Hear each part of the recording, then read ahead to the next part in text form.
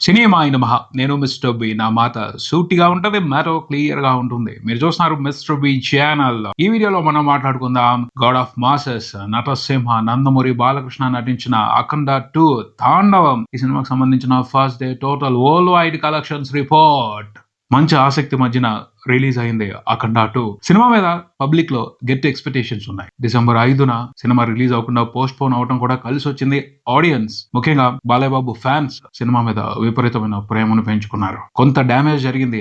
ఆ డ్యామేజ్ కి compensation record breaking collections తో ఇవ్వాలి అని ప్రీమియర్స్ కి మాత్రం అన్బిలీవబుల్ సపోర్ట్ ఇచ్చారు. వండర్ఫుల్ రెస్పాన్స్ ఇచ్చారని చెప్పాలి. ఇండియాలోనే కాదు ఓవర్సీస్ లో కూడా ప్రీమియర్స్ కి ఎక్సలెంట్ రెస్పాన్స్ కనిపించింది. ఎక్కడికక్కడ Balayya Babu career best numbers పడ్డాయి ప్రీమియర్స్ కి సంబంధించి. సీడెడ్ లో ప్రీమియర్స్ పడతాయా లేదా లైసెన్స్ కి సంబంధించి చిన్న ఇష్యూ వచ్చింది. చాలా తక్కువ టైం మాత్రమే ఉంది షోలు స్టార్ట్ అవడానికి. అప్పుడు బుకింగ్స్ ఓపెన్ చేశారు. అయినప్పటికీ ఎక్కడికక్కడ హౌస్ఫుల్స్ పడ్డాయి.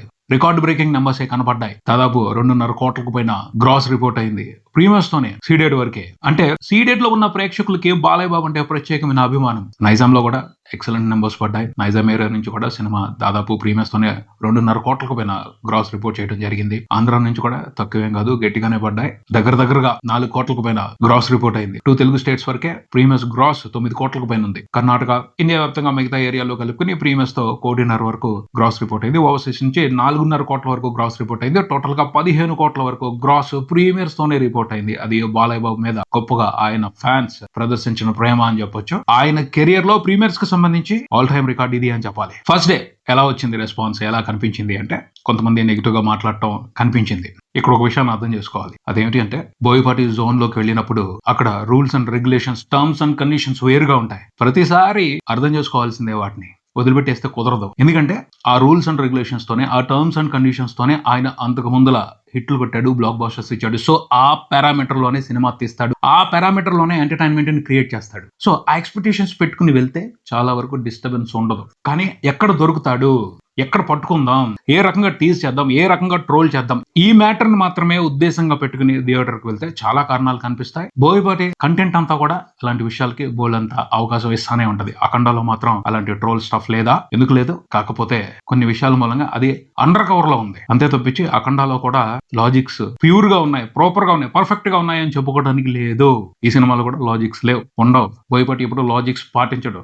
లాజిక్స్ ప్రకారం సినిమా తీడు. ఒక ఎక్సైట్మెంట్ క్రియేట్ చేయడం కోసం లాజిక్స్ వదిలేసే, కథను కూడా సరిగ్గా పట్టించుకోకుండా మూమెంట్స్ ని క్రియేట్ చేస్తాడు. మూమెంట్సే బోయపాటి సినిమా అంటే. అది బోయపాటిని అర్థం చేసుకోవడం అంటే. అర్థం చేసుకున్నారు, హిట్లు ఇస్తున్నారు కాబట్టి ఆయన అదే మాదిరి కంటెంట్ తో సినిమాలు తీస్తున్నాడు. ఆయన అలాగే తీస్తాడు, ఎందుకంటే ఎంకరేజ్మెంట్ అలాగే దొరికింది. అప్పుడు ఏం చేయాలి? వేరే రకమైన ఆలోచనలు పెట్టుకుని వెళ్ళకూడదు. ఆయన స్కూల్లోకి వెళ్ళి ఆయన సిలబస్ ప్రకారం, ఆయన గ్రామర్ ప్రకారం సబ్జెక్ట్ ని అర్థం చేసుకుని చూసే ఎంటర్టైన్మెంట్ ఉంటుంది. అది అర్థం చేసుకోకపోతే అది ఆయన ప్రాబ్లం కాదు. ఈ సినిమాలో కూడా అలాగే ఉంది. ఒక విషయం అర్థం చేసుకోవాలి, కొన్ని సినిమాలు ఉంటాయి వాటిని ఇంటెలిజెన్స్ తో చూడకూడదు, అమాయకంగా చూడాలి. ఎంత అమాయకంగా ఉంటే అంత బాగుంటాయి. లేదు నేను ఇంటెలిజెంట్ గానే ఉంటాను అంటే అది బోయపాటి ప్రాబ్లం కాదు. నా వరకు నేను ఆయన ఎలా సినిమా తీస్తారు, ఆయన ఎంటర్టైన్మెంట్ ఎలా క్రియేట్ చేస్తారు అని దృష్టిలో పెట్టుకుని వెళ్తా. అందుకని నేను ఎంజాయ్ చేస్తాను ఆయన సినిమాల్ని. నేను ఎక్స్పెక్టేషన్స్ తో వెళ్ళను.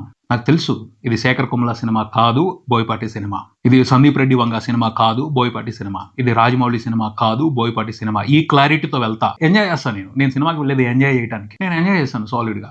ఇంకొక కండిషన్ కూడా ఉంటుంది. బోయపాటి సినిమా చూసేటప్పుడు హీరోని మాత్రమే ఫాలో అవ్వాలి. ఆ క్యారెక్టర్ బాగాలేదు, ఈ క్యారెక్టర్ బాగాలేదు, ఈ క్యారెక్టర్ లెంత్ తక్కువ ఉంది. ఇది కూడా ఆయన ప్రాబ్లం కాదు. ఆయన హీరోని మాత్రమే గట్టిగా చూపించాలని చూస్తాడు. ఈ సినిమాలో కూడా బాలయ్య బాబు క్యారెక్టర్ ని ఫాలో అవుతూ, ఆయన పర్ఫార్మెన్స్ ని ఫాలో అవుతూ, ఆయన ఏం చేశాడు, ఎలాంటి ఎక్సైట్మెంట్ ఇచ్చాడు, ఎంత అగ్రెసివ్ గా ఎంటర్టైన్మెంట్ ని క్రియేట్ చేశాడు, ఇది ఫాలో అయితే డిసప్పాయింట్మెంట్ ఉండదు. బాలయ్య బాబు అంటే ఇష్టం లేకుండా, బోయపాటి అంటే ఇష్టం లేకుండా సినిమాకి వెళ్ళి ఇది బాగాలేదు, అది బాగాలేదు అని మాట్లాడటం మాత్రం ప్రాపర్ రీజన్ అని అనిపించుకోదు. ఎస్, బోయపాటి సినిమాలు ఇలాగే ఉంటాయి, అందులో అనుమానమే లేదు. కాకపోతే ఇక్కడ కొంచెం కన్విన్సింగ్ రీజన్స్ పెట్టాడు.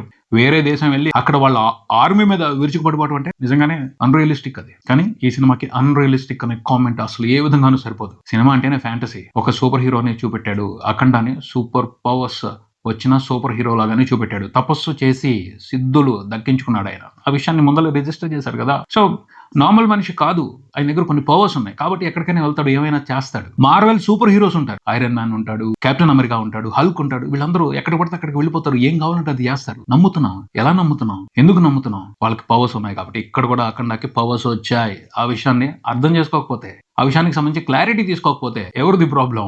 బేసిక్ గా కథ కరెక్ట్ గా ఉండదు. సెకండ్ హాఫ్ చూసుకోండి, చాలా థిన్ లైన్. ఫైట్లు మాత్రమే ఉన్నాయి. ఫైట్ నుంచి ఫైట్ కి ఏం అవసరం ఆ లీడ్స్ మాత్రమే ఉంటాయి. ఫైట్లు ఎంజాయ్ చేయాలి. ఆ ఫైట్ లో బాలయ్య బాబు ఏం చేస్తున్నాడు, ఎలాంటి పెర్ఫార్మెన్స్ ఇస్తున్నాడు, అది ఎంత బాగుంది, దాన్ని బేరేజ్ వేసుకోవాలి. నచ్చే వాళ్ళకి నచ్చుద్ది, అది మ్యాటర్ అక్కడ. ఇది అన్రియలిస్టిక్ ఎంటర్టైనర్ కాదు. అన్రియలిస్టిక్, వాస్తవానికి దగ్గరగా లేదు, ఇలాంటి మాటలు వాడటం కరెక్ట్ కాదు. సినిమా అంటే ఫ్యాంటసీ. ఇది ఒక మాదిరి సూపర్ హీరో సినిమా లాంటిదే. సూపర్ పవర్స్ వచ్చాయి, దేవుడు ఉన్నాడు, దేవుడి నుంచి పవర్స్ వచ్చాయి అఖండ క్యారెక్టర్ కి.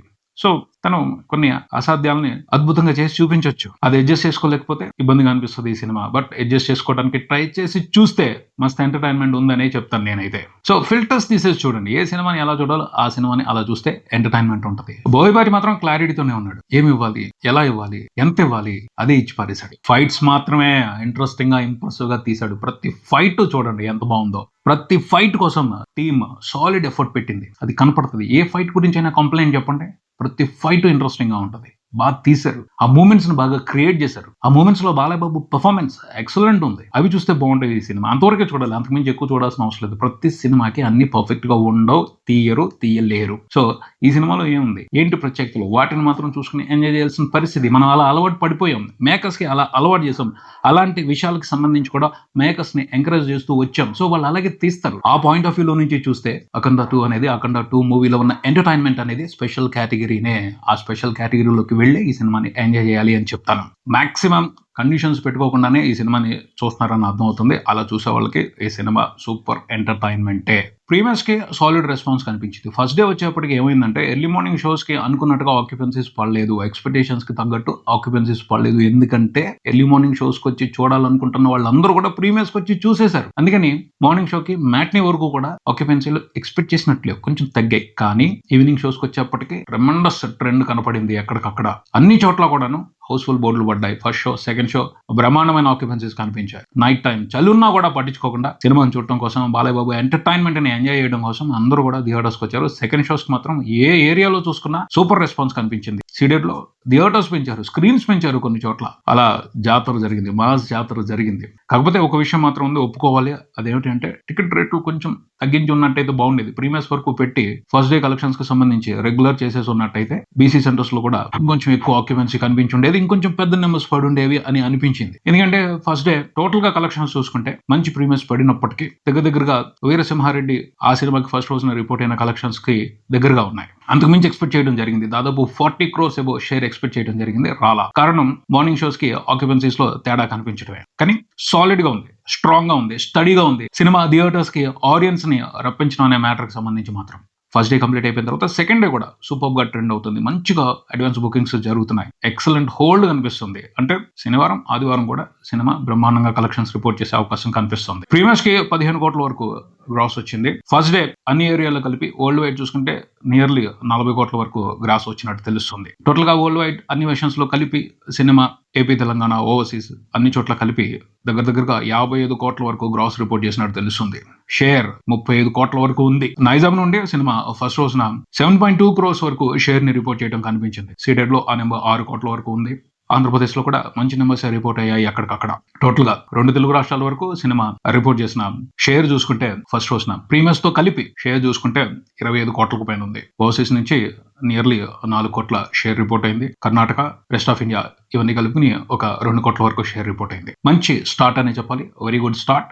ఇంట్రెస్టింగ్ గా మొదలైంది. శనివారం కూడా మంచి నెంబర్స్ పడే అవకాశాలు ఉన్నాయి. ఆదివారం కూడా ట్రెండ్ అవుద్ది, గట్టిగా ట్రెండ్ అవుద్ది. ఒక విషయం మాత్రం గుర్తుపెట్టుకోవాలి, పబ్లిక్ లో సినిమా మీద పాజిటివ్ ఇంట్రెస్ట్ ఉంది అని అనిపిస్తుంది. కాబట్టి శనివారం మార్నింగ్ కూడా అడ్వాన్స్ బుకింగ్స్ కి సంబంధించి హెల్దీ ట్రెండ్ కనబడుతుంది. అదే నెగిటివ్ టాక్ వచ్చినట్టయితే ఖచ్చితంగా డ్రాప్ కనిపించేది, పట్టించుకునే వాళ్ళు కాదు. అఖండ సినిమాలో బోయపాటి క్రియేట్ చేసిన ఎంటర్టైన్మెంట్ ని, బాలయ్య బాబు అగ్రెసివ్ పర్ఫార్మెన్స్ ని చూడటానికి ఆడియన్స్ ఇంట్రెస్ట్ గా ఉన్నారు. ఆ విషయానికి సంబంధించి అయితే డిసప్పాయింట్ అయ్యే అవకాశమే లేదు.